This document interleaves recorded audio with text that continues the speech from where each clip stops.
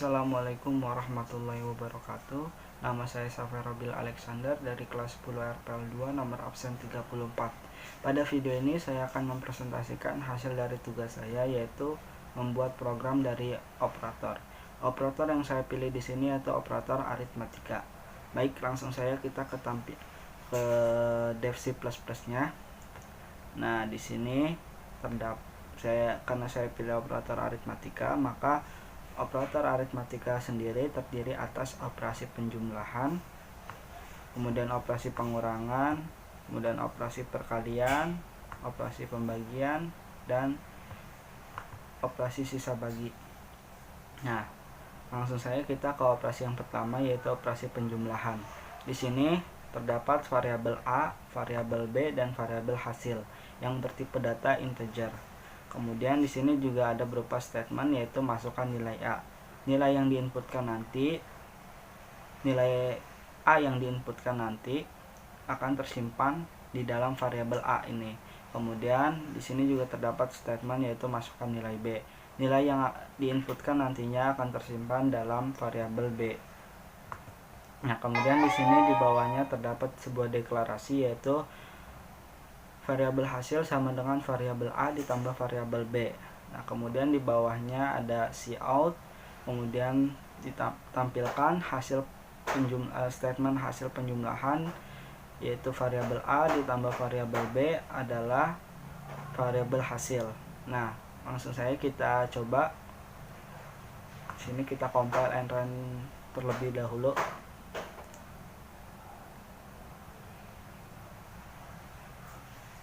Oke, kita coba di sini nilai A-nya 5, kemudian nilai B-nya 3.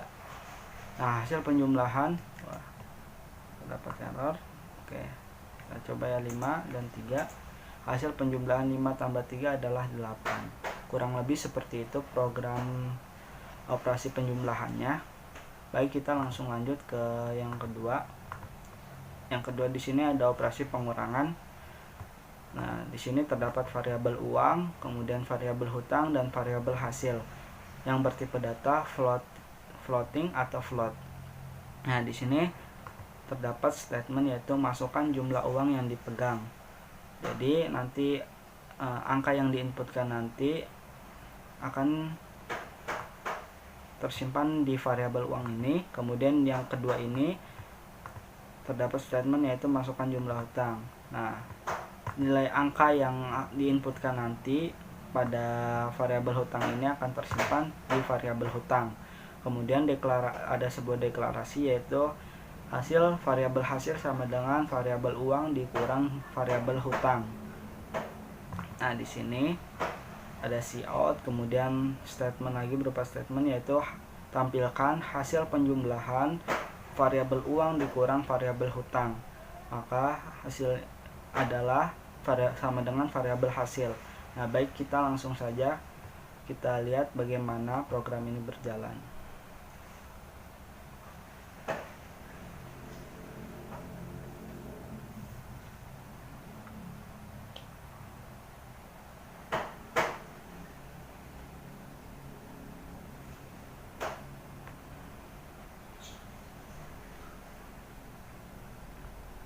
Nah, di sini kita masukkan jumlah uang yang dipegang, misalkan 5.000. Misalkan 5.500. Kemudian jumlah hutangnya cuma 1.300. Nah, hasil penjumlahan ini salah ketik, yaitu hasil pengurangan 5.500 dikurang 1.300 adalah 4.200.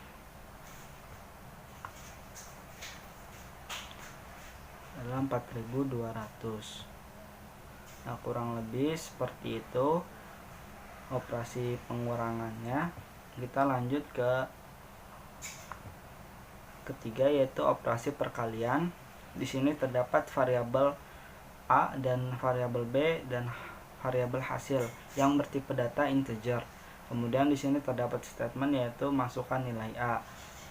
Nilai yang diinputkan nanti akan tersimpan di variabel A.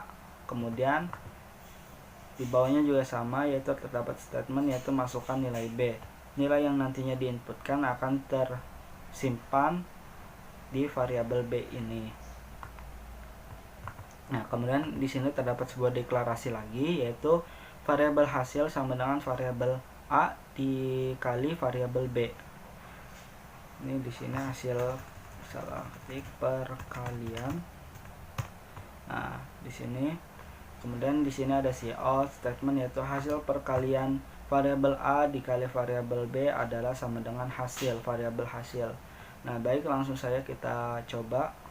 Karena sebelumnya sudah di compile and run, kita langsung ke run saja. Nah, di sini kita coba masukkan nilai A-nya, yaitu misalkan 7 dikali 4, nilai B-nya 4. Maka hasilnya itu hasil perkalian harusnya ya. Oke, kita coba compile and run supaya tidak terdapat kesalahan. Kita compile and run. Nah, di sini kita masukkan nilai A-nya 7, kemudian nilai B-nya 4.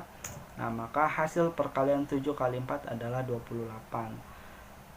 Kurang lebih seperti itu operasi perkaliannya. Kemudian kita lanjut ke operasi yang keempat, yaitu operasi pembagian. Nah, di sini terdapat kesalahan juga, kita perbaiki dulu pembagian. Nah, di sini terdapat variabel A, kemudian variabel B dan variabel hasil dengan bertipe data floating atau float. Nah, di sini ada cout statementnya, itu masukkan nilai A yang nilai atau angka yang diinputkan nantinya akan tersimpan di variabel A. Kemudian di sini cout, kemudian statementnya masukkan nilai B yang diinputkan nantinya akan tersimpan di variabel B ini.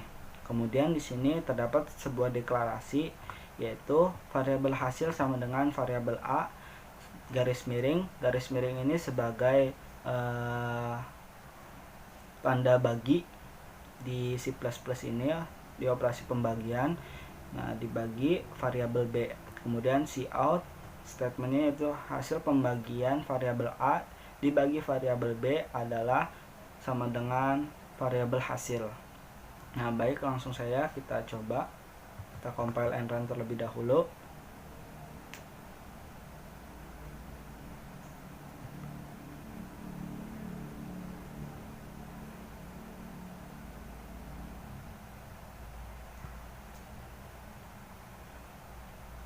Oke, tidak ada error. Kita coba masukkan nilai A-nya, yaitu 30. Karena di sini variabelnya bertipe data float, maka kita akan buat hasilnya itu bernilai desimal. Maka kita bagi dengan nilai misalkan 13. Nah, hasil pembagian dari 30 dibagi 13 ada 2,30769. Nah, karena di sini bertipe data floating, nah maka bisa terbaca jika nilai yang dihasilkan yaitu berupa desimal. Tetapi jika misalkan kita menggunakan tipe data integer, maka yang ditampilkan hanya nilai 2-nya saja, karena tipe data integer adalah bilangan bulat. Nah, baik. Ya, baik, kita langsung lanjut ke yang operasi terakhir, yaitu operasi yang kelima, operasi sisa bagi. Di sini terdapat variabel A, kemudian variabel B dan variabel hasil. Kemudian di sini juga terdapat variabel jenis yang bertipe data string, sedangkan A, B dan hasil bertipe data integer. Nah, di sini ada cout, kemudian statementnya masukkan nilai A. Nilai yang diinputkan nantinya akan tersimpan di variabel A. Kemudian di sini terdapat sebuah deklarasi, yaitu hasil sama dengan A sisa bagi 2, di mana nilai A jika dibagi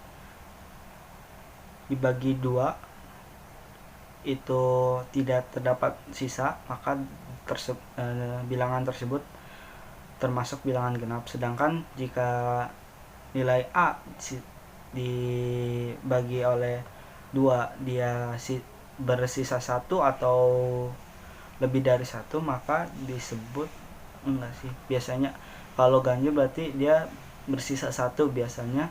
Nah, itu disebut bilangan ganjil. Nah, di sini terdapat kemudian string jenis sama dengan jika hasil sama dengan 1, maka disebut bilangan ganjil. Tapi selain itu atau hasilnya 0, maka bilangan tersebut disebut bilangan genap. Nah, ini dan tanda tanya dan titik 2 ini digunakan untuk sebagai sebuah pilihan kondisi, sama halnya kayak if else, cuma ini lebih ke yang simpelnya.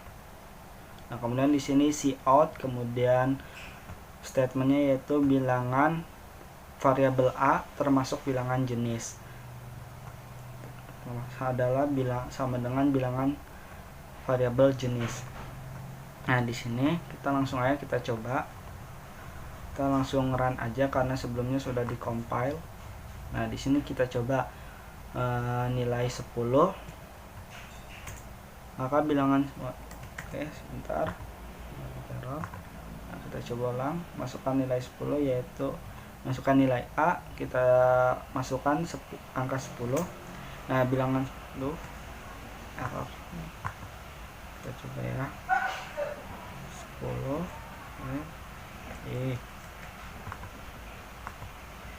kita masukkan 10 di sini. Nah, bilangan 10 termasuk bilangan genap karena 10 tidak terdapat sisa, karena 10 dibagi 2 sama dengan 5.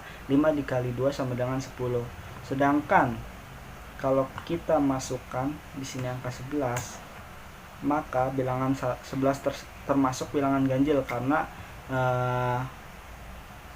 2 dikali 11 itu sama dengan 5,5, yang atau tidak 2 kali 5 sama dengan 10. Nah, sedangkan 10 dengan 11 yaitu selisih 1.